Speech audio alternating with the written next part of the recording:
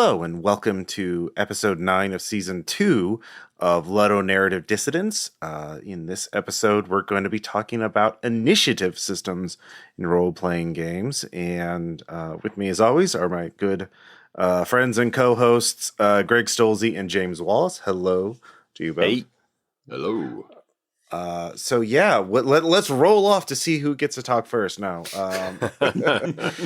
If you're not familiar with the term, initiative is usually a system in a role-playing game to determine who acts and when they can act. So it's a way to control spotlighting, and it also ties into a related mechanic or system called the action economy, where, characters, how many times can a character act in a given amount of time, which helps determine spotlight and often efficiency or power in combat or conflicts. It is right. There's a lot of different ways of doing it, and we're going to talk about a lot of them. So, and all right, I will throw out the heretical. I will stake out the possibly heretical position that initiative doesn't always matter that much, and now I will caveat that shocking hot take. By saying, if your game is really combat simulationist, then okay, yes, you may, even then, it may not matter that much. But if your game is loosey-goosey, left-wing improvisational, you may just get away with like, okay, what are you doing? What are you doing now? Okay, then this guy does some stuff. Okay, now how about you? Now this other guy. That is how I've been doing it with Dying Breath. I'm playtesting that now, where it is player facing and all the antagonists' actions in planned combats are scripted. So it's like, okay, on the first phase they do this, and on the second phase they do that, and on the third phase, if they're still awake, they do this. And it forks off a little bit, but so far it's worked just fine, and no one has complained about it. And does it often matter whether character A acts before character B if they're on the same side? Now, I can see the cases where this matters a lot. Is, all right, if we are going to be doing some kind of superhero game where there are like combos, where it's like, okay, I'm going to power up Ross's character. I'm going to buff him so that when he hits, it's like 5 hits. Then timing matters because I got to go first. But for the most part, I'm like, if I want to do that kind of thing, I can play a computer game. Does having a scientifically metered economy of action play to the particular strengths of tabletop role playing? I don't know that they do, but I can be persuaded. Yeah. Okay, I'm going to jump in at this point with a kind of a counterpoint to Greg's, which is I think initiative systems are really important if you have a game that is based very much on combat or contested actions. But I think the vast majority that have been implemented so far suck. I think they're really bad because I think they don't simulate anything and they're not narrative. They sit somewhere in between. Because, like combat systems, they are one of the great hangovers from war games. Fundamentally, war games are where initiative systems originated, and we're still using very, very similar systems. And for all the randomness that most of them bring in and all the supposed fairness, we might as well do what games have been doing since the dawn of time and just passing play to the person on our left. It does make a difference in some games. In Paranoia, when we were rebooting Paranoia a few years ago, we had a lot of arguments about whether we needed an initiative system. And I take Greg's point absolutely about you could just have all the players on one team go and then all the NPCs go. But this is Paranoia, where there's a good chance that the players on one team will be trying to kill each other. The SYN factor. Yes. The screw your neighbor factor. Yeah, well, if we're talking about acronyms, what we came up with was a system we called Dynamo, which stood for, let me get this right, Dynamic Yet Narrative Action Melee Combat Order. No, Action Melee Order. I love a good acronym. And So close to Dynamico. And anyway, but that's a bluffing system, basically, because our edition of Paranoia had action cards for special abilities, and everyone put one face down in front of them, and they all had number values as well. And the GM then counted down. What was it? First of all, in rounds were 5 seconds, but that was 5 seconds of real time. So the GM counted down 5 seconds. If you didn't have a card that face down in front of you, you didn't go that turn. Right. And then the cards were valued 1 to 10, and 10 is highest. So GM would say, anyone got 10, anyone got 9, anyone got 8, and players can just say, I've got a 9, and they can lie. And the GM has to take them at face value, but the other players can go, you're lying, turn over your card, and if they are right, they get to go. And so it's a bluff system with penalties, and it's very paranoia, and it's too complicated. Sure. I mean, I loved it. It worked quite well once or twice in playtest, and then the third time you come to it, it's like, do we have to do this? And so we included a simplified system as well, which sucked because it's an initiative system and they do suck. But it's really important to know who goes first, because if you have 154 warbots waiting on your command, and I have a single shot gun and I go first, odds are I win. And it's all about who goes in what order, not who's got the bigger gun or who's got the most attributes or abilities. What this has put me in mind of is superhero games and the speedster problem, right? Yeah. Where it's like, okay, I'm going to play a speedster, which means A, that I get to do 10 things for everything you do, and my 10 things always happen before your 10 things because I'm moving so much faster. And I can see how I did Wild Talents, which was a very combat simulationist, okay, now you move, now he goes, now this happens, and if there's a tie, it's resolved with it. And so I am wondering, I'm like, is there a way to do this in a much more simple narrative way where it still has that cool superhero stuff vibe? And I have not resolved in my mind just how to do that, how to make the major shift of, oh yeah, well, here's how you would take a setting for Wild Talents and just make it a narrative hand-wavy thing that isn't completely magical tea party. Yeah, initiative systems are one of these things that seem deceptive. That seem very simple at first, but that's very deceptive. In order to do it well, like, it's very hard to design one. But going back to James's point about the wargaming, the reason I even included this in the original list of topics for consideration for voting in season 2 is because previously we did an episode on RPPR talking about war game initiative systems, because it was in war games, which are competitive, not collaborative, initiative matters so much more. So like the big example, the big boy in the block is like Warhammer 40K. And but we'd also played a different system called Conflict 47, which is based on the bolt action system. And in Warhammer, it's a much simpler system. You roll off, highest person goes first, and then they move their entire army, move all their units, and which is a huge advantage because you can shoot or damage or weaken or even eliminate enemy units or characters or whatever, or achieve objectives before they can do anything. Now, sometimes there's a way to interrupt or react or whatever, but that's very faction specific. But in bolt action, let's say you have 10 units on your army and your opponent has 8 units. You would each get D6s of different color but being the same size, so they feel the same. So you put in 10, red dice, and you put in 8 blue dice. Then you put them in a bag and then blind draw them. And whenever you drew a die of your color, you got to activate 1 unit. And if you activated an officer, they could activate a second unit nearby.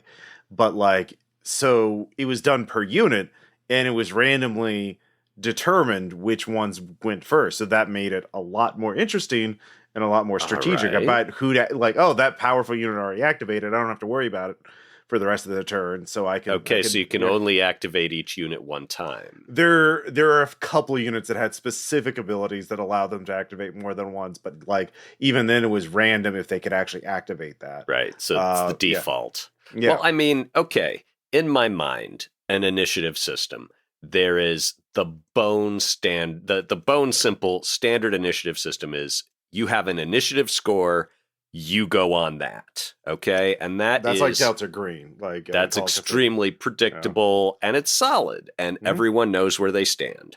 But the problem with that is that the person who acts first doesn't get to react to what anyone else does. So it's like I take my first shot, and then everyone's like, "Oh, he's not dodging." Boom, boom, boom, boom, boom. No problem. You can set it up so that, the person with the best initiative declares last and acts first, which gives good initiative a tremendous advantage because it's like, oh, hey, no one's opted to attack me, so I am not going to dodge. I'm going to take a full attack where I'm just hanging out outside of cover because nobody declared an attack on me. Haha. And, so that's an easy, well, I'm not going to say easy. I'm going to say straightforward, but you got to be really finicky and consistent about it. And it runs the risk of privileging the guy with high initiative. So the second, the layer of complexity inward is, I would call it like sort of single hung randomness, where it's like, okay, the players you have an initiative score, but you're also going to roll and add dice to that. And then a double hung randomness would be, okay, and also the enemies all have an initiative score, and they all have to roll against it. And the problem with that is that it becomes an absolute handling time nightmare for the GM if they want to do something other than, oh, well, you are squaring off against yet another big boss. If you want to do a combat of 10 gritty little goblins, it's like, okay, goblin number 1, ka-thunk, clunk, goblin number 2, ka-thunk, ka-thunk. Okay, yeah, you can go get some cokes, Jerry. I'm going to be doing initiative for the goblins for a little bit.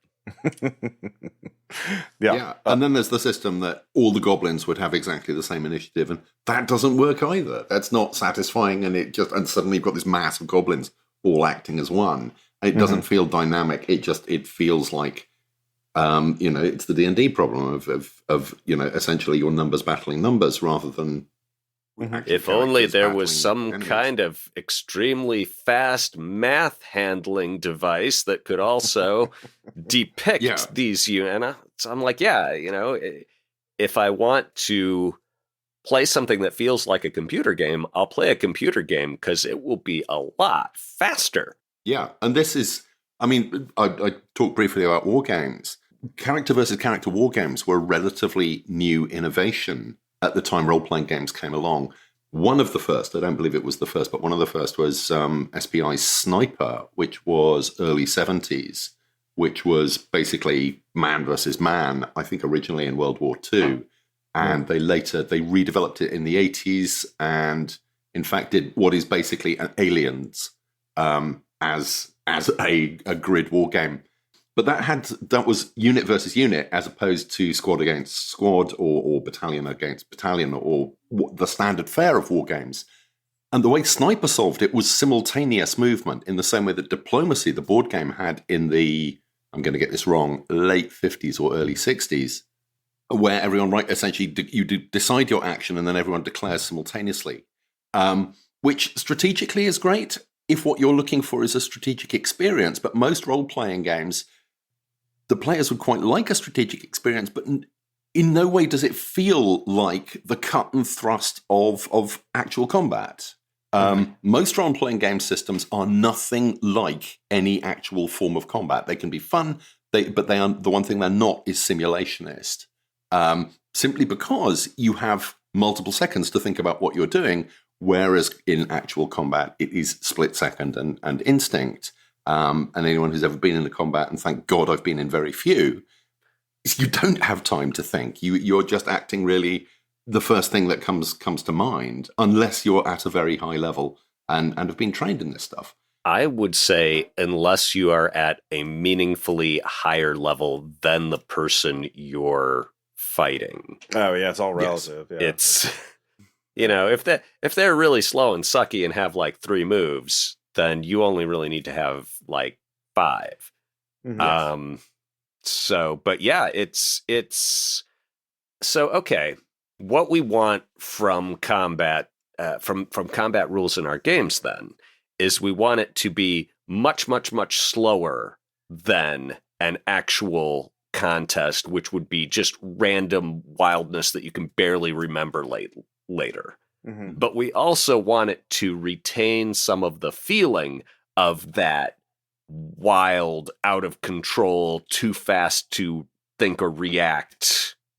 Yes. And people have different tastes, and some people are like, yeah, I want my combat to really feel crazy and wild and stupid and impulsive and chaotic and out of control. And other people are like, no, I want this to be an elegant chess match between my move, his counter move, and the counter move that I prepared waiting for him to act. And so it's, where does initiative fit into all this? The point I was going around to is that at the time D&D came along, this was not a solved problem. This was not something that war games have been doing initiative as a very simple thing for a while, but they had not solved the problem. Right. And an initiative system, a battlefield combat simulating an entire, mass combat works very differently, whether strategically or in terms of the narrative that's going on in your head, than second-by-second melee rounds. I think what most people want is a kind of cinematic combat. They want, you want to see the details. You want to know who's got the upper hand, who's got the lower hand, where you can follow what's going on. And initiative is a part of that. Who's going to go first? The moment where they pause and stare into each other's eyes, and then one of them lunges and the other one parries or doesn't. In another world, you and I could have been friends. We are very much alike. Yeah. But in this one, to the death. That kind of thing. Yeah, that's what tabletop role-playing games are good at. That's what you don't get in computer games, is the chance to spout off hackneyed but super fun dialogue. Yeah, I mean, and comics as well do that. I'm forgetting the word from the Incredibles. What do they call it? Not expositing. Monologuing. Monologuing. Yeah, just monologuing and just talking during combat. Because comics give you the space to do that. But there is a sense within some games, at least, that what you should be doing is just trying to knock hit points off each other. And I think hit points, that's a whole other subject. And the simplification of combat into basically knocking down each other's numbers. Greg, I think you're completely right. I think computer games do this so much better because they can do it in real time. But at the same time, they usually default to the hit point model, which is just, it works as a game, but it does not feel real in any interesting sense. And it's not interestingly strategic either. You're just knocking down numbers. You can't Right. It's just you can't do what's my best attack? I should use my best attack. There isn't even, it's not even Rochambeau sometimes. Yeah. Is there a middle ground? Well, I have 2 questions. Is there a middle ground between the real-time stuff that computer games do really well and the bookkeeping that computer games do really well, and the sense of immersion that a good role-playing game system will produce? And my second question, which is more of a kind of almost a bullet point, has any game ever attempted to do real-time combat? Because there's real-time card games out there. There was James Ernest's Falling, where it's a card game where you're all falling, and basically the last player to hit whose character hits the ground wins.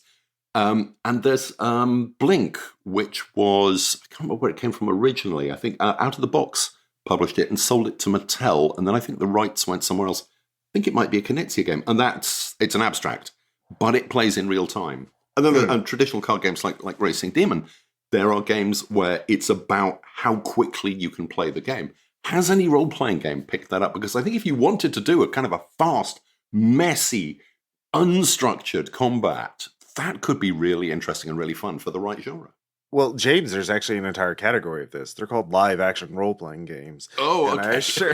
I assure you, there are actually quite a few games of them, with all kinds of combat systems. Some more dynamic than others. I've been hit by tennis balls thrown by people shouting "double, double, double." Yep. I know all of these. I've been there from not the beginning, but the early days at least. What this reminds me of is a card game I played with Martha and her roommates called Pounce back in college. And it was a sort of competitive, it was like solitaire, but you could play your cards on any one setup. And so you needed to be able to analyze really fast. And it was very, very much a skill-based game. And they were very, very much better than me. So I'm trying to still figure this out. And they're like, boom, boom, boom, boom, boom, boom. They are basically playing against each other while I lag behind to sweep up last place. And so I did not have a lot of fun. And this is a problem with system mastery games, where what do you do with the person who hasn't mastered the system? Do they just have to suck it? And in some role-playing games, I'm willing to say, yeah, if you didn't do the homework to make your character super optimized for this game where half the fun is super optimized characters, man, you played yourself. Yeah. But there are other games where I'm like, no, the point of this is not system mastery. The point of this is some evocation of emotion. And in that case, nothing is gonna chill out your evocation of emotion faster than, I don't understand what order things happen in or why it's important that Fred goes before Judy. No, and a lot of these, at its basic, an initiative system is a way to divide spotlight time during, an important, intense scene, i.e. conflicts, usually combat, in a way that is, makes the game better in some way for what it's trying to do. Like, Greg, Lancer is a game of optimization. Like, you can be a better mech pilot than others with the right combos and the right skills. But on the other hand, a game like, let's say, actually Apocalypse World, it doesn't even have an initiative system because it's a player-facing game. Players initiate all the roles, and it's just handled one role at a time. So there's not like... Well, moreover, it's abstracted out. It's, in D&D or a lot of combat simulationist games like Rain. I mean, if you want to see my take on a complicated initiative system for battlefield emulation, bada boom, there's Rain, where it's like, okay, so now all the, did anyone get any triples? Okay, you got threes, you got 3 10s, you go before me with my 3 5s. Okay, your effect takes place before I can act, and where it's very meaningful, and where it's all in. I tried hard to integrate it too, where it's like, okay, yes, if you're trying to do 2 things in one combat, you are in one action, you can do that, but it's probably going to impact your timing in a real meaningful way. And a lot of the really kick-ass moves, it's like, okay, you have to do X first and then Y second. So the effect is really big, but you might not get it. You might not get the timing you want. You're talking about, of course, about the One Roll engine, which Wild Talons and also Monsters and Other Childish Things uses. Now, I've run campaigns in both systems, and I can remember one particular thing in a Wild Talents campaign where the group of player character superheroes got all their NPC allies and were like, we're going to go to we found out the villain's lair, and we're going to go there and kick all of their asses. Just have a big knockdown, drag out, just a big fight. Battle Royale. Yes.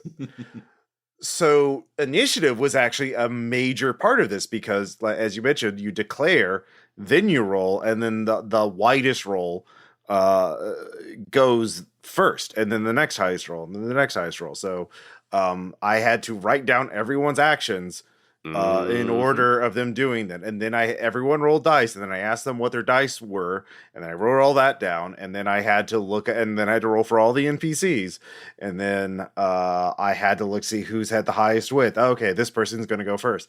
All right, this happens. Now this happens. So like, just initiative was a significant portion of the combat, and it made a lot of difference. And right. I remember feedback from a book I wrote for Monsters and Other Childish Things, where one of the NPC antagonists was modeled on a Western gunfighter. It was like a Western painting come to life, and it was, and so I was like, well, obviously he's fast, so I'm just going to give him this ability to let him act first. He's going to have like basically +5 width on initiative counts only. Mm-hmm. So the other thing about the one roll engine is if you get hit before you act, you lose dice on your set. So you could actually not even go because someone hit you and interrupted your action. And so I got a lot of, I did get feedback from that book saying that gunslinger was too powerful because he just kept interrupting the player's actions. He just wouldn't let them do anything. So the initiative system was letting a character, I didn't mean to be a boss, but just absolutely dominating everyone because he could just like just stun like them essentially. Way back when I was developing Feng Shui, I figured out that, if you give a mook really, really high action values, then suddenly they get really scary, partially because they act really fast. Mm-hmm. And it sort of disrupted the mook system a little bit. So what I'm thinking of as it wasn't a role-playing game, but a board game. Does anyone remember Robo Rally? Oh, yeah. I bet James does. And course, there, I was talking to Peter Atkinson about it just the other day. I was you know me, never miss a name drop where I can. Yeah, that's going to be the drinking game. Is drink when James drops a name or talks about balancing columns, and finish your cup when Greg goes off on the future conditional tense. We need one for Ross. It's like, drink when Ross tries to drag them back from the brink. Please, meanwhile, please, back on the topic at hand. Yeah. Back on the topic. But the deal with Robo Rally to get dragged back is that you would set up a sequence that you were then locked into. And you would issue a series of commands to your robot that would trundle across the board doing it. But you could not plan for what the other robots were going to do. And oftentimes there were effects that would knock a card out of your thing, out of your sequence. And now it's like, oh, yes, I told it to walk forward 3 steps, turn left, walk forward 2 steps, turn right, walk forward 2 steps. And the turn left got knocked out. So now it is just walking straight into this wall that it was supposed to turn around. And it's stuck. And I'm thinking you could do something like that. It's an interesting initiative system. And it's like, okay, we're going to program everything out, and the GM's going to program everything out, and then we just like play it out in order and see the unexpected wildness that not knowing each other's actions gives us. That footnote, that the first time I encountered that is a card game called Nuclear War, which Flying Buffalo, Home of Tunnels and Trolls, published. Oh, yeah. This sounds familiar, but I don't know if I ever played it. I think I have, yeah. You lay out a sequence of cards, which are the actions that you will be taking in 2 turns' time. Or rather, you play out, you put down to, I think it's 2 cards, and then on your turn, you turn over the card that you put down 2 rounds previously, which means that you can still be engaging in a massive propaganda war while everyone else is nuking the shit out of each other. It's not a great tactical game, but it is nerve-wracking. Oh, it's stupid fun. It's surprising. It's a funny game. It's not like Nuclear Poker, which is heartrending. Nuclear War is black humor at its finest. It is a very, very fine. It was a propaganda game, basically, in the 60s. What is Nuclear Poker? Nuclear Poker is a similar single-deck card game about basically brinkmanship between nuclear powers, which would take long. It's really good. Nuclear Poker is really good, and we should do a video live play of games that we have talked about, at some point. Just fun stuff. I should do one of these sitting up in my it's the spare bedroom, actually. I refer to it as my games library. But yeah, just pulling stuff off the shelf, going, yeah, and this, and look at all this. Look, and column balance. Yeah. But yeah, it's so again, that's an old mechanic, and I think for the right game could work really well, that idea. And you were talking about doing combos in superhero games, Greg. Right. You've got to set stuff up. You've got to kind of stage stuff and make sure that everyone's going to get stuff in the right order and something can go wrong. That could work really well. But again, my core problem with a lot of this is it's taking what ought to be part of the narrative flow of a good role-playing game, and I am a narrativist, and I do not apologize for that, and turning it essentially into not exactly a board game because there is no board, but it becomes a tactical game that almost feels separate from the role-playing game. Yeah. But people love their tactical games. People do. And, we talked about Lancer, and you guys loved Lancer, and I didn't.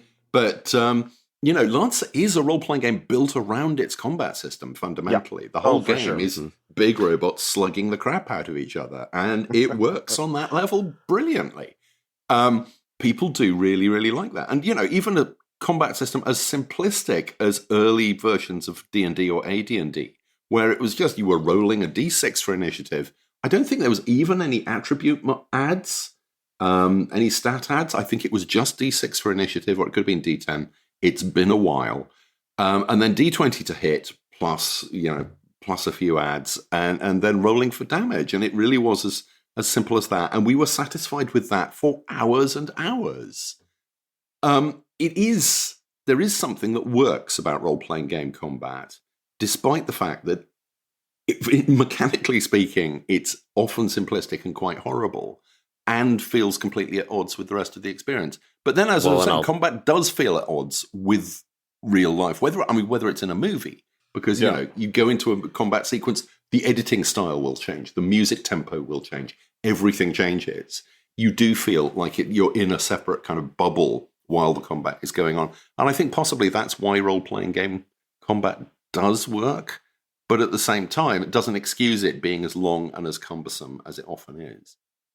I think, James, to your point, I think one of the reasons why role-playing, initiative and combat works, even though the system, as you mentioned, could use some improvement. I think it's because of the spotlighting, right? Because I think it's very common in role-playing groups that some players get more spotlight time in the narrative sections than others. The talker, the more experienced player, the person who, is going to obsess about their one thing and do that. And there's going to be some players who are going to recess more, get less spotlight time, right? It's never going to be perfectly evenly divided.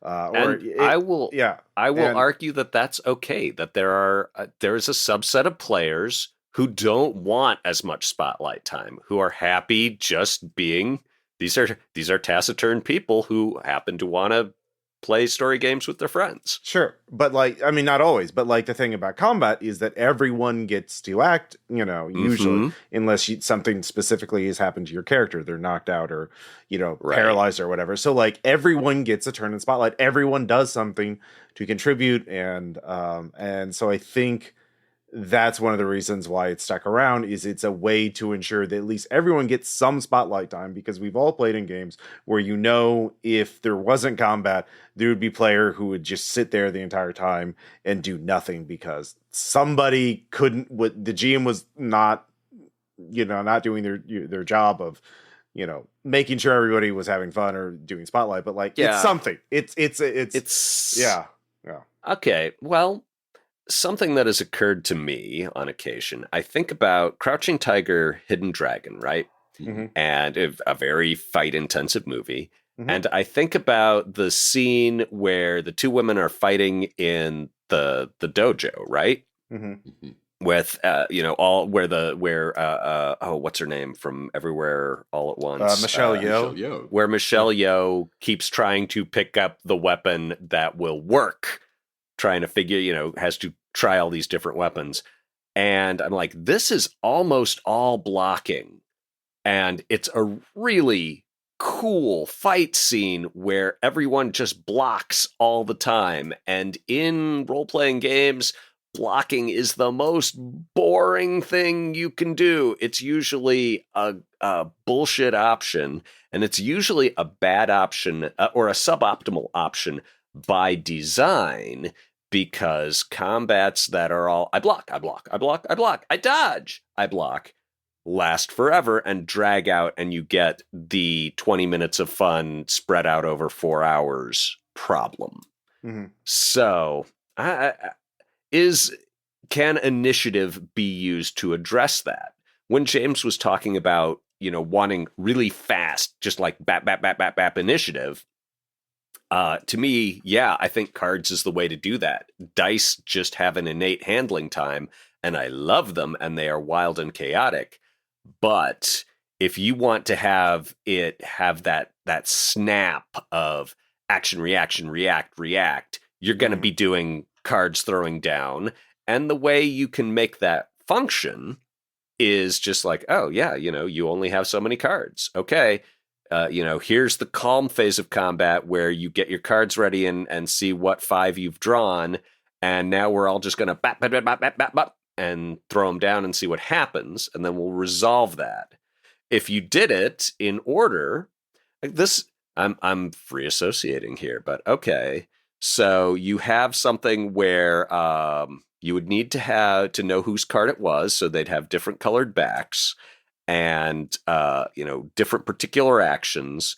And so you'd all throw them down in order, and then you'd square them up, and the GM would have to interpret it, turning it over in order and saying, okay, so this happens, and now Jerry's character's dead. Yeah.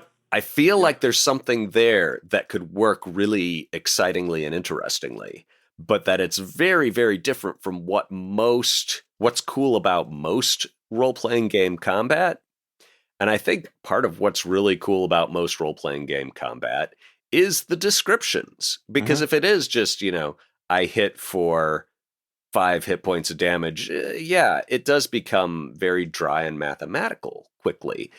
But that when you are describing, it's like when someone rolls that thing where they miss by 1 point, and you're like, oh, yeah, you reach out and you can feel the back of his coat brush your fingers, but you can't grab him. Yeah. No. That's what gaming does well, and video games do poorly. Yeah.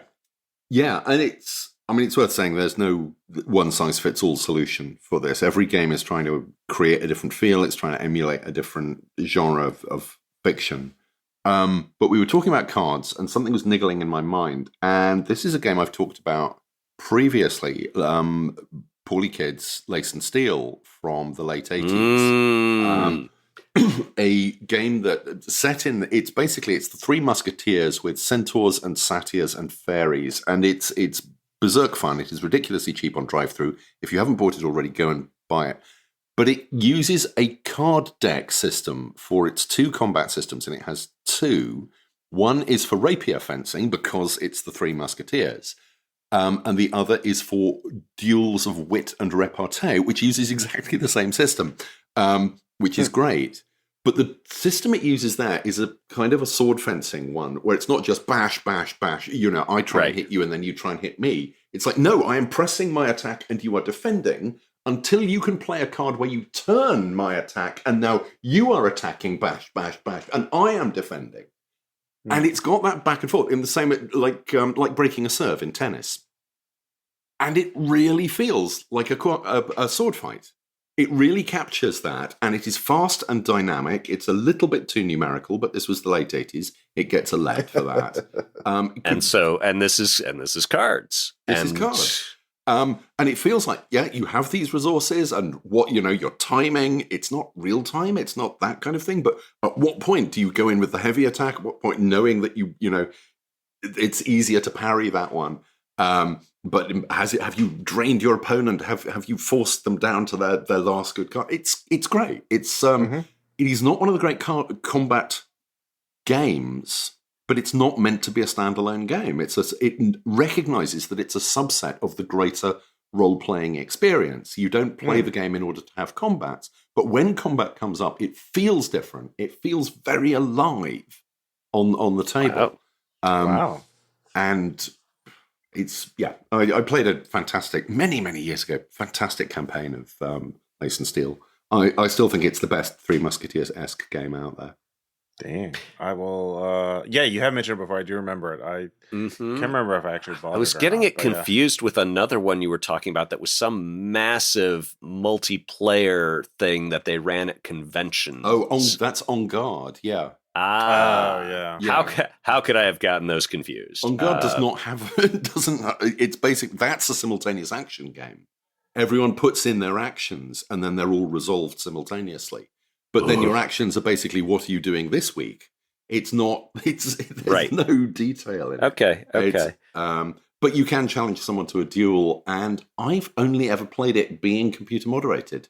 In the way, it was essentially, it was played a lot by mail over post, with the GM literally hundreds of miles away, or it was played at big conventions with literally 50 or 100 people playing simultaneously, and the computer would work out the results of your duel. So there was no sense of actual involvement there. I can't remember if the game itself has a combat system, but again, we're talking mid-70s. All right. It's unlikely to be a good one. Well, here, let me throw out some more random Stolzy-esque woo thought. All right, so let's imagine an initiative system that's highly, highly narrative, all right? And you will have some kind of... I cannot see in the fog of my brain what the method by which we choose our initiative order. But the person who is first in initiative order gets the advantage of sort of staging the conflict. And we go in turns expanding on or altering it. And what you want, the winner of, the person who rolls best or has the best stack up of whatever we're using to determine who's coolest, is the person who gets to go last and have the final say.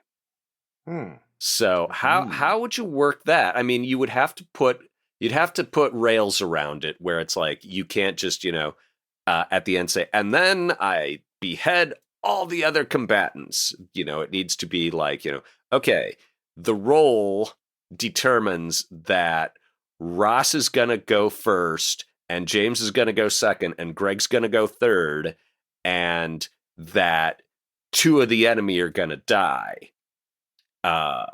So describe that. And you guys would then get to say, oh, well, my character kills the basilisk by putting it into, by waving a mirror in its face. And then James is like, well, my character kills the Minotaur by just walking up to it and punching it right between the eyes. And then I'm like, okay. And so that's the two characters dead. And now I get to add in some other thing that'll make things interesting. Which could be that, oh, yeah, while you guys are fighting them, mine finds the magic sword that they had hidden. I don't know. I feel like this could work somehow. And I feel like it could either be that the mathematicalness of constraining, the mathematics that constrain what you can narrate in could be very complicated or very simple, and that the idea of narrative position as a narrative currency, I'm like, this feels like it has some legs, actually. You could sort of like, going back to the bolt action system, it's a bag building thing, right? You take a bag and you add in random components. So you could have give players each a certain number of poker chips of different colors. And so when you're building the encounter, you put in a red poker chip to represent like, a result, or a yellow one represents a setting thing or location or like a stake, And so when you draw them out, then somehow each player takes turns resolving what that is. I don't know. Oh, and I'd steal a move. If we were going to do it that way, I'd steal a move from Love Letter, and it's like, draw 2, play 1, throw the other back in the bag. Okay, yeah, that's good. Yeah. But a lot of James, go back to what James was saying about, what initiative system work. I'm thinking more about the initiative list systems out there, in particular, like Apocalypse World / Powered by the Apocalypse and Red Markets, because they're both player facing, and basically time is frozen until a player initiates an action and does something. And so during a fight scene in Red Markets, what I would do is like, all right, player 1 is shooting at the zombies. Player 2, so all right, we'll resolve that. So meanwhile, while that player is shooting, what are you doing? All right, make a roll. All right, what are you doing? And so every bad guy only acts as a reaction to what the players are doing. It's okay. Well, in Red Markets, you get an offensive action and defensive action, a tactic and a twitch, and you can give up your defensive action to full attack or do something else. So, but when you shoot, then you also have to make a twitch not to be shot. But in Apocalypse World, you make one roll, and you usually inflict damage and receive damage in the same roll, unless you roll really well or roll really poorly, in which case you take damage and don't inflict any. So I think maybe something like that is where everything is frozen in time until a player acts. Like that, and a player says, I'm doing this, because they're the main characters, right? Maybe that's how it should be. And the other characters only exist in relation to the PCs. Lancer actually uses I re-looked it up. It's a very simple initiative system. It's like a player goes, then a bad guy goes, then a player goes, and then a bad guy goes, and then there's abilities that interrupt that. But like that's it. Like it's I go, you go. Okay, so what happens if you have 5 bad guys and 2 players? It's like player goes, bad guy goes, player goes, bad guy goes, then 3 bad guys act. Yep. Yeah, you shouldn't be outnumbered. Okay. You should probably kill those bad guys first. Even the numbers out. Yeah, maybe you shouldn't be attacking larger numbers. Maybe that's a bad idea. So yeah, or maybe you have a choice. Yeah. But again, that's kind of based on the extrapolation of time into combat rounds and combat turns and stuff like that, and saying, okay, everybody has to act within one round. And one of the things that computer games do much better is simply going, well, everyone goes at more or less the same time, but an action will take a certain amount of time to do, and therefore, you will go every. How many frames? Exactly. Oh, Feng Shui does that. Yeah, sorry. Okay. Because there are a bunch, and the simpler version of this is action points or movement points, that you get a certain number of points to use per round, and moving a bit will usually take in war games. And I was talking about Sniper earlier on. If you're Googling it, it's Sniper with an exclamation mark at the end. I think moving costs, 1 point to move 1 hexagon, standing up to throw a grenade was 5, that kind of thing. This is the early 70s. This is pre-role-playing games. Board games pick up this in a really big way in the mid to late 90s with the work of Wolfgang Kramer and games like Tikal. He did a trilogy of games, Tikal, Java, and Mexica, known as the Masks trilogy. Very influential action point-based games for the players, having a certain number of actions that they can perform each turn. And I think that was really the point that role-playing combat started to take a notice of this thing as well as a possibility. Computer games do it really well with the time influence in there. Adding time in, I think, for most tabletop is going to make that too complicated, unless what you're looking for is a really, really granular, detailed kind of experience. But simply giving players a certain amount of actions each turn, with a simple knowledge that a simple action is going to happen really quickly. And again, this is what we did with the cards in Paranoia. The high-value cards, which you use for initiative, are the things that will happen earlier in the round. It can be extrapolated using things like cards in a way that makes it fast and intuitive to deal with. I am increasingly aware, and I can't remember if I've said this on the podcast. Yes, I have long COVID, and it's affected my memory. And what that means in very real terms, I can't deal with as complicated games as I used to. Yes. I used to deal very easily with games. If you follow Board Game Geek, games with a weight of 3.2 or 3.3, my comfort zone now is about 2.5. So I can actually measure the level of cognitive decline I'm going through. Whether it's permanent or not, I don't know. That's a discussion for another time and possibly a completely different podcast. But what It's it does disturbing, mean, James. yeah, it really is. It's one of the reasons I'm not with Asmodee anymore. But I've lost my thread now. To go back to it, I can't deal with combat systems as complicated as I used to. What I'm looking for, I've always enjoyed elegant and well put together systems, but now where you get the emergent complexity instead of the imposed complexity. Exactly. Yes, I want the complexity to come out in the way I'm thinking about what I can do, not how I have to do it within the constraints of the rules. So much as I would love to put together a combat system that uses time factors and stuff, first of all, it's too simulationist for my tastes, and I think unnecessarily simulationist. And secondly, I think a lot of role players are not looking for that level of detail. We would bounce off it in the same way that a couple of episodes ago, or the last episode, again, I'm blanking on this, I bounced off Eclipse Phase. You know, and it's 9-phase combat system. It's just like, no, I'm not going there. I remember there's a 9-phase combat system. I cannot remember any of those phases. Set the granularity level to gravel. I want this so crunchy I break my teeth. Yeah, maybe one day a backer will pay us to or curate an episode on Phoenix Command, and then we can all suffer. I was going for. I thought you were going to say Phoenix Command. I'm very glad that you did. I'm glad that still the.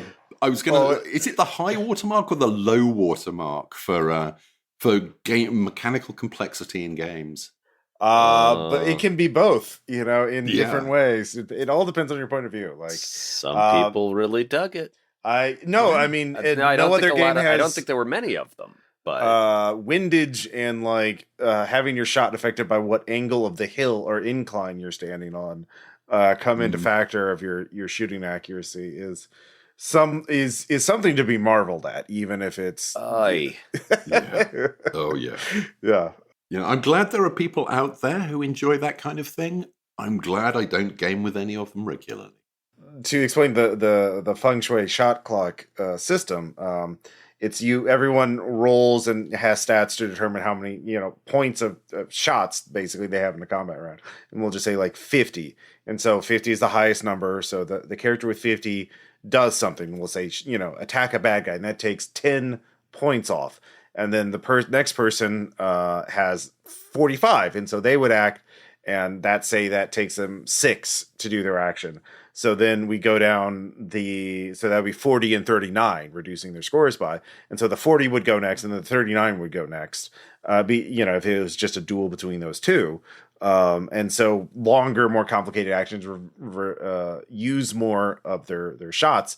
So in one round or one phase of combat, like you have so many points of actions, and you can but each individual discrete action uses you basically have a budget of actions, and you get to allocate them as you see fit. And I like that system.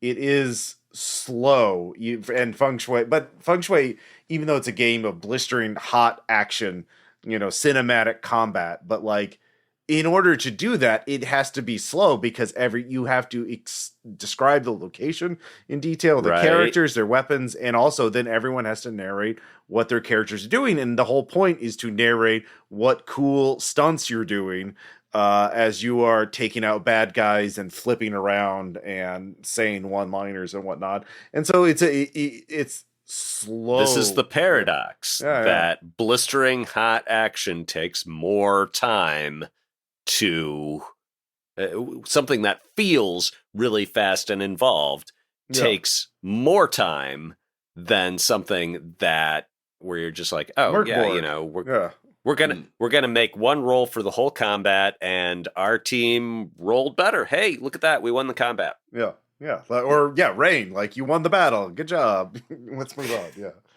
No, it is a paradox, and that's a good point. I mean, something I did way, way back in the day with Meatbot Massacre, which was not a role-playing game, but a just mechs in an arena pounding on each other. Mm-hmm. Was that the more skilled you were, the more dice you got to roll, and different kinds of dice had different effects. So if you really wanted to go first, you would roll multiple initiative dice and add those on. But if you really wanted to run a long distance, you would add, I'm going to do some movement dice. Or if you wanted to do a bunch of different stuff, you had to roll a bunch of different dice. And so that, I think part of its charm was that it decoupled, okay, how fast do you move from whether you act first or not?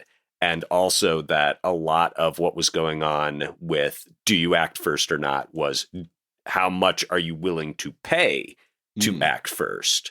Will you roll 3 initiative dice to go first and only have 1 attack? Or are you willing to say, like, I'll go last, but I'm going to make 3 attacks last?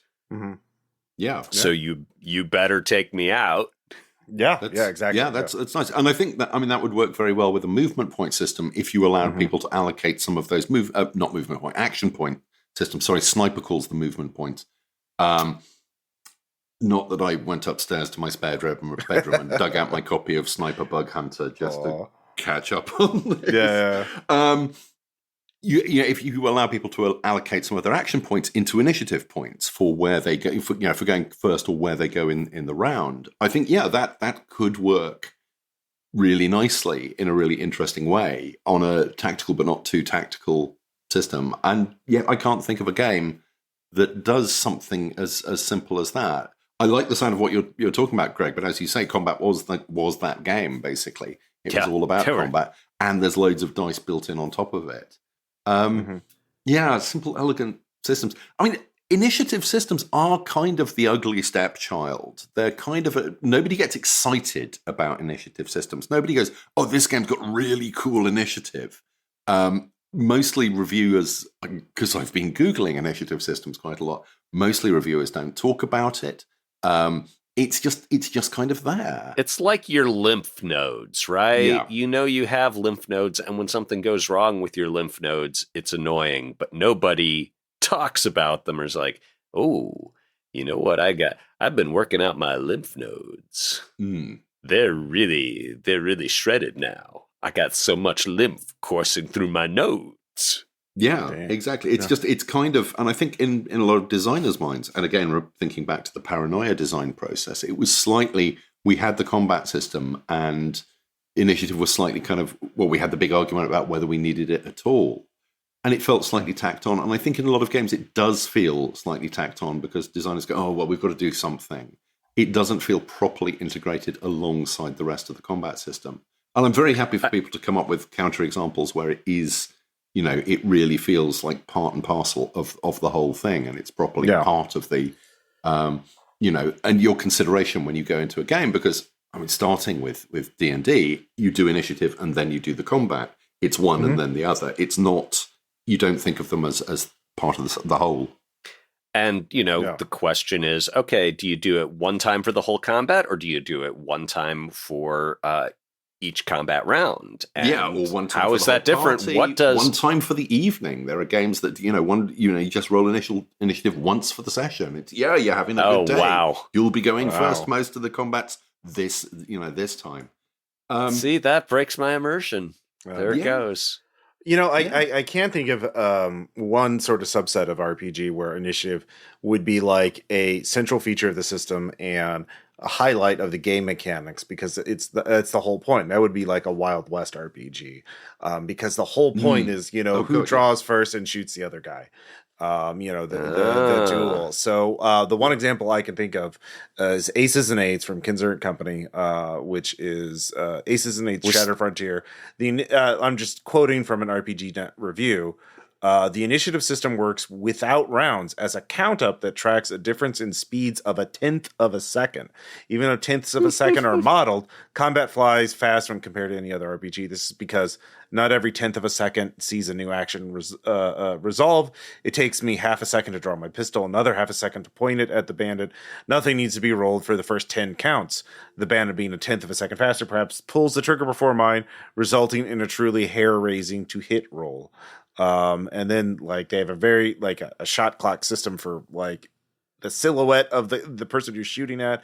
You draw cards, like it's a very but that's the whole point of the system. Yeah. This is Shane Ivey loves that game. Oh yeah, he likes his westerns. And yeah, so I could see some subsystem. There is also a more recent, probably in the last 10 years, of the what is called by some people the handoff initiative system, which is turn-based, but like basically once a player goes, they hand off initiative to another character. And different RPGs do it differently. Like obviously the default would be like players hand it off to other players until any of the bad guys get to go, right? But like maybe there are systems or abilities that allow you to interrupt that, like maybe a meta currency you can spend in order to and hijack what would be it. super fun is there are rewards for handing it off to your enemy. There are exactly. It's like, okay, yeah, you are not gonna get your humiliating foot sweep in unless you give him, or it's like, okay, I'm gonna take this action, but that automatically, it's a really cool action, but it automatically hands off initiative to whoever I use it on if they're still standing at the end of it. Mm-hmm. Yeah, that could be pretty dope. I like that. That'd be neat. Yeah. I mean, what it boils down to is it's got to be fun. If a game's not, the fundamental rule of all games, they've got to be fun. If they're not fun, they're not working as games. And so the initiative has to be interesting and engaging and immersive in all the ways that we're familiar with. And if it invisible. Yeah, no, that's a very good point. I mean, honestly, I think that's why turn-based D&D style initiative is kept, because it's such a tradition and it's used in so many RPGs that it does kind of become invisible. It's like, all right, everybody roll initiative, give me your number. All right, now, and it's just so rote at this point for so many gamers. Simple. Yeah. Exactly. And a lot of people would scratch your eyes out if you tried to tell them that, oh no, we can do this better. We can have a game where the timing is much more interactive and interesting, and where if you do things right, you will get to act like 5 times in a round. And if you aren't paying attention, you might not get to act at all. And people would be like, that probably good 75% would be like, that sucks. What if I don't get to act? I'll lose my spot. But there would be that keen 25% who are like, oh yeah, I've been dreaming about this. Yeah. But I mean, just talking about D&D, it's the familiarity, and let's be honest, rolling a die and adding either your speed or a modifier derived Dex from modifier, and comparing that to what everyone else has got. It's fast, it's simple, it doesn't scream this is unrealistic. There are many worse systems. There could be a lot worse than that. So and the moment as long as you've been playing your character long enough to remember what your modifier is as well, you can do it just without thinking about it. And that's the mark of any good mechanic. You don't have to think about it. It just feels like part of the process. That or thinking about it is entirely the point, and it's fun, and Rochambeau again. There is very little tactical in D&D combat. No, in fact, like one system, I think, Cliffsize, which we previously reviewed, has a pretty D&D-ish initiative system of, add a stat to a die roll, but like that dovetails into its combat system in the wound system, because if you get to go first at the first round of a combat, if you can do enough damage to an opponent, you can give them a wound penalty, which will impact them before they get to do anything. So you've tagged a person, and now you've messed up their physical body so much that they can't shoot you effectively, or It's the which- Mike Tyson effect. Yeah, yeah. Everyone has a plan until they get punched in the face. Yes. Yeah. And while that absolutely sucks in PvP because it can, it basically means that you can be essentially disabled before you've even got your first shot Yeah, in. like the in a gunslinger, PvE yeah. game where you're playing against monsters and NPCs, it works because who cares about the monsters and the NPCs? They're there to be hit. If you're in a fight with them, that fight was probably going to happen at some point. Yeah. I think, just overall initiative systems are best when they are reinforce the thematic elements of the game, and so I think like even very simple systems can work because like I do like the Delta Green initiative system, which is very like it's just your decks, order of decks, highest deck goes first, it's fixed. And so if you're slow, and that's it. And you only get one action per round, and defending yourself is an action. So you can react before your initiative to dodge, but that's your turn. And so but Delta Green is a nihilistic game of cosmic horror. Things suck. It's not. It's a horror game. You are not empowered. No. And Feng Shui works because it's like a game of meticulous detail. Like it's the joy is all the detail of how you are able to use your special skills and abilities and weapons in order to very cinematically just defeat your enemies, and being able to shoot 4 people in one round like a brilliantly choreographed fight scene in a John Wick movie, like that's bringing it to life in the mind's eye theater. So it matters basically. There's no single right initiative system. It's what your game is about, and hopefully you reinforced it. So, bespoke will fit better than off the rack. Mm-hmm. Yes. And just one final point, because your mention of Crouching Tiger, Hidden Dragon put it in mind.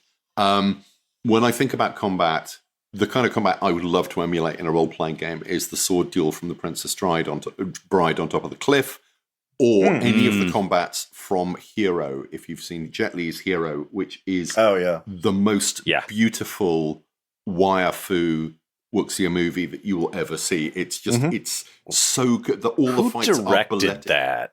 Oh, I can't remember his name. He did House of Flying Daggers as well. Was that the guy who did Judo and To Live and Shanghai Triad? Let's see here. Yimou Zong. Zhang Yimou, yep. There we go. Yes. Thanks for that. House of Flying. Yeah. And it's extraordinary, but the key word there is those fights are choreographed. They're not generated on the fly in any way. They are scripted pieces of almost ballet.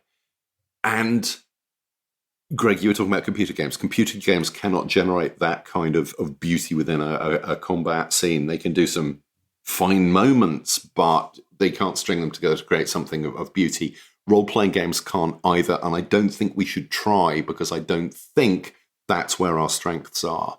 I think, role-playing games are about the unexpected, the slightly chaotic, things not happening, not turning out the way you're expecting or wanting them to. That's what makes these games interesting and keeps us coming back. The wildness. And that can sometimes be as, I was expecting to go first and now I'm going second, and that has ruined my entire plan. And now I'm going to have to come up with something on the plan. And that's why initiative systems are important, and we should put more thought into them as designers than often we do. Yep. Because they force people to take an action that is not their lazy first choice. Exactly, yes. Okay. All right. I appreciate that. Any other final thoughts, Greg?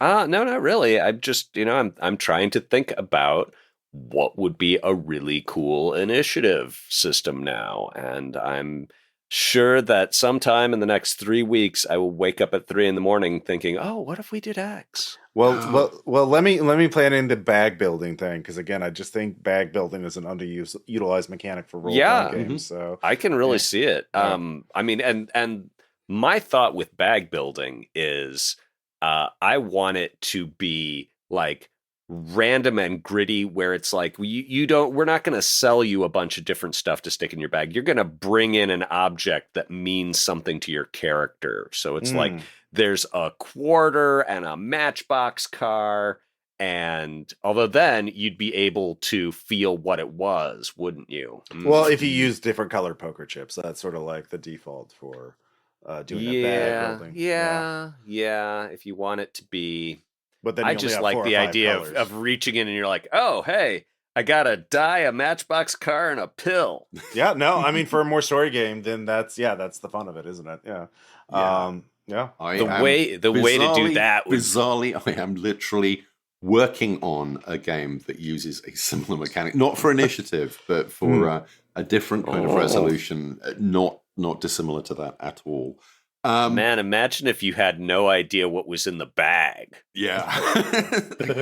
What is this? Is kind of sticky. It's All things for the bag must be dry. This is the rule. No sharp objects. Rule either. 0. No biohazards. Yes. Excellent. I got a well, the good news is I got a critical success and decapitated the boss. The bad news is I had to draw an X-Acto knife blade to do it. Oh no. That's pretty cool. I do have a final thought. This is something that it may be a dirty word. It was a dirty word for a lot of people when it came up in board games a few years ago. There aren't many role-playing games doing it. But if we're looking at something that combines the strong points of computers being able to hold all the numbers and dole things out in the correct order, and the improvisational stuff or that tabletop does really well, what about an app-enhanced role-playing combat system? Oh, yeah. I've thought about it, man. I've thought about it. Yeah. It's certainly been a thought I've had in my pointy little brain. You know, it's not an RPG, but I mentioned it before. Gloomhaven, which is a cooperative dungeon crawling board game, does have a companion app. I think it was fan made, but I can't remember if they officially bought out the fan developers, but it has. We would use it when we played Gloomhaven just for initiative, if nothing else, because everyone would input their stuff, and then like every ability had its own initiative, I believe. So like you could do the cool thing, but it was slow, or you could do the fast thing that wasn't as powerful, and you had to talk to everybody, figure out what you were going to do. And so like I just remember I was the guy on the laptop, like entering in everybody's action so we could figure out initiative for the next round. That is the most Ross thing I've ever heard you say. To work brilliant, it would kind of need to be network enabled, so everyone's got the app on the phone and everyone's entering that. Okay, this is what I'm going to kind of in a robo rally kind of way. We're back to there. Like, I'm going to do this, and then I'm going to do this. I'm going to do this, and the app goes, okay, you go, and you fail because the thing that you thought was going to be there has moved, and you fall down a hole. Rip. Yeah, I think there's something there, but it's going to need investment and programmers. It's going to be it's going to cost so much money. Yeah, this is not going to be a game that you're going to pay $2.95 for on itch, is it? Yeah. I mean, if you know some friends who are willing to donate a lot of programming time, I mean, it comes down to how complicated does it have to be. Yeah, I mean, it doesn't have to be super complicated. It just has to be something that benefits from being calculated faster than people can calculate. Yeah. You should talk to Caleb about that because he developed an app for a web app for Phase Anatomy, his magical murder or his magical medical mystery melodrama storytelling / RPG, where it's all like doing Anatomy. Yeah. So there's a website and you can enter in your stuff, and it's not a game that has initiative, but like players do take turns trying to solve the medical mystery, save the patient. But anyway, I think it's we've solved initiative. No, we haven't solved initiative. No. We've in conclusion, the world of initiative is a land of contrasts. It's a rich tapestry, is what it is. It's a rich yes. We've identified problems with it, and we've thrown out, if not solutions, things that could grow into solutions. Yeah. So, yay us! Yay! Good. We did it. Good job, team. Nice work. And if anyone in the London area wants a game of Sniper Bug Hunt, I would absolutely be up for some of that. I've never actually played it. Owned it since the late 80s, never played it. Wow. I feel a little better about my shelf of shame then. So, All right. Well, thank you all so much for listening. I believe our next episode is going to be a backer curated episode on Planet Mercenary. So that will be interesting. I'll start reading that thick old book I got. But I would like to thank one of our backers for the Kickstarter. And that is actually a good friend of mine who I met, Grant McHarron, who lives in Melbourne, Australia, and is a hot air balloonist. And was kind enough to take me and my partner up in a hot air balloon, which Maddie has skydived. So they were like, okay, yeah, this is fine. And I have not skydived, and I'm not. I don't say I'm terrified of heights. I respect heights. I am very respectful of them, and I was holding onto the basket quite carefully. But it was a great experience. It was an amazing experience. So thank you so much for backing this Kickstarter, Grant. Hope you're doing well, and I'm sure I'll be talking to you online soon. That warms my heart. Yeah. And I would like to thank Sarah Cole, who is a Londoner like myself and who I do know, although we've never been hot air ballooning. Anyone who buys or has bought my latest book, Everybody Wins, launching mid-May in the US and Canada, and mid-March in the US and Canada, mid-May in Australia, will be able to see Sarah's hand in the author's picture at the back. Many thanks for backing us as well, Sarah. I probably owe you a drink next time I see you. Oh, all right. Well, thanks. And I'll say thank you to all the rest of them. Thanks, everybody else. You're a diplomat. All right. We'll talk to you all later. Bye. All right. Bye. Let's see.